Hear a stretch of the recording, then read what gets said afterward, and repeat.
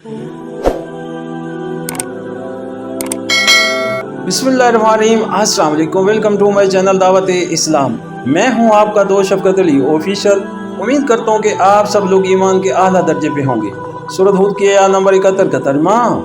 इब्राहीम की बीवी भी खड़ी हुई थी और ये सुनकर हंस दी। फिर हमने उसको इसहाक की और इसहाक के बाद यकूब की खुशखबरी दी। सूरत हूद हाशिया नंबर 78।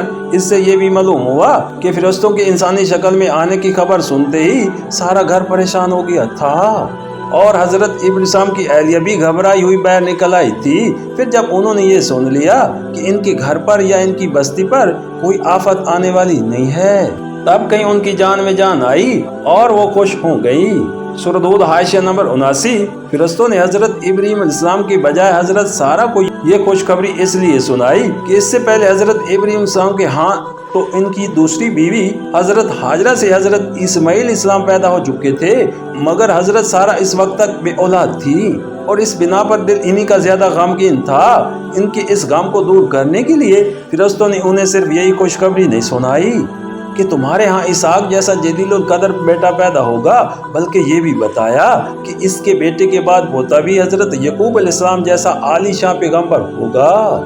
सूरत हूद के आयत नंबर 72 का तर्जुमा।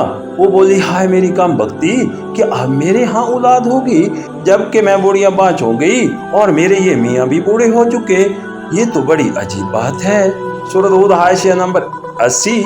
इसका ये मतलब नहीं है कि हजरत सारा फिल वाक़या इस पर खुश होने की बजाय उल्टा उसको कम बख्ती समझती थी, बल्कि दरअसल ये इस किस्म के अल्फाज में से हैं जो औरतें बिलअलूम ताज्जुब के मौके पर बोला करती हैं और जिनसे लग़वी मानी मुराद नहीं होते बल्कि माज इज़हार ताज्जुब मकसूद होता है। सूरत हूद हाशिया नंबर 81। बाइबल से मालूम होता है कि हजरत इब्राहीम की उम्र उस वक्त 100 बरस और हजरत सारा की उम्र 90 बरस थी।